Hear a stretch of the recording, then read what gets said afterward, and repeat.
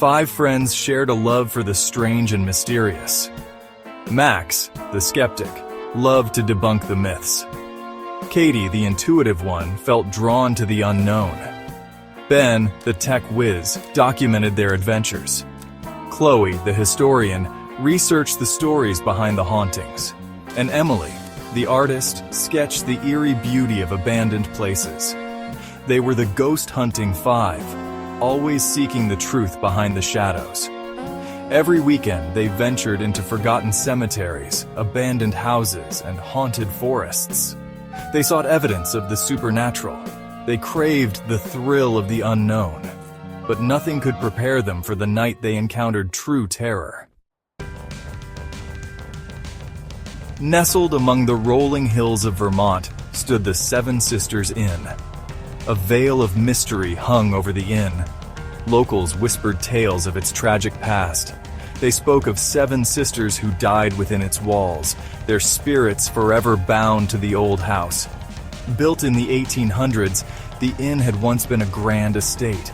Now it stood empty, a testament to time and tragedy. The paint peeled from its walls. The floorboards creaked under the weight of silence. An air of sadness permeated every room, a constant reminder of the sisters who never left.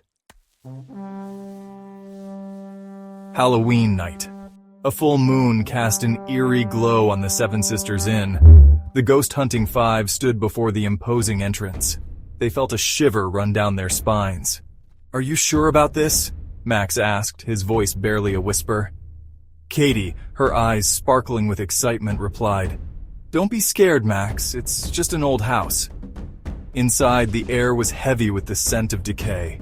Cobwebs adorned the corners. Dust lay thick on the furniture. They set up their equipment in the parlor. A Ouija board rested on a dusty table, illuminated by flickering candlelight. They placed their fingers on the planchette. The room fell silent. Tension crackled in the air. "Is anyone here?" Chloe asked, her voice hushed. The planchette trembled. It moved slowly at first, then with increasing speed. It darted across the board, stopping at each letter. "Helpme," the board spelled out. A cold breeze swept through the room, extinguishing the candles.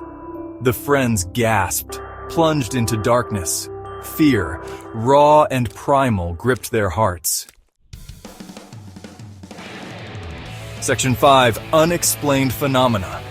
The candles flickered back to life. The friends stared at each other, their faces pale.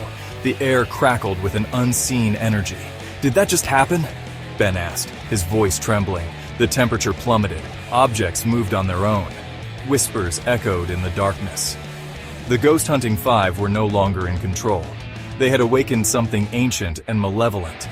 A blood-curdling scream pierced the night. It was Emily. She pointed at the top of the stairs. A shadowy figure stood there, its eyes burning with an eerie light. Section 6, Seeking Answers in the Darkness. Panic surged through the group. They scrambled to their feet. The shadowy figure vanished. They were trapped in a nightmare. Ben switched on his EMF reader. The device screamed, its lights flashing wildly. The air crackled with energy. "Something's here," Ben whispered, his voice hoarse. "Something powerful." They fled the room, racing through the darkened hallways. The house felt alive, a labyrinth of shadows and fear. Section 7, The Weight of the Unseen. They found themselves in a dusty old library. Books lined the shelves, their leather covers cracked with age. A fire crackled in the hearth, casting dancing shadows on the walls. A figure sat in a rocking chair by the fire. An old woman with long white hair and piercing blue eyes. She looked at them, a sad smile on her lips. "You have awakened something you don't understand," she whispered, her voice raspy with age.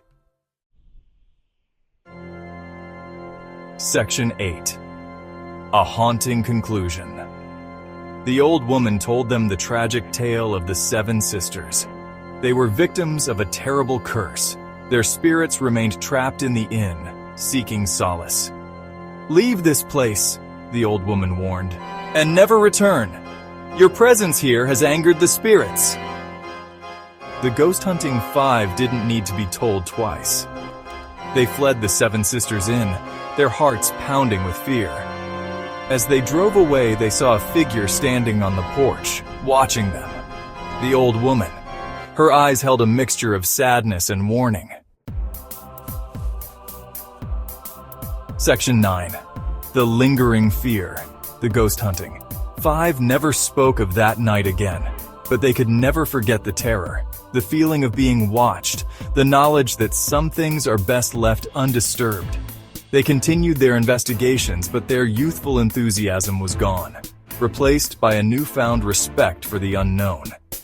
A fear of the darkness that lingered long after the sun rose.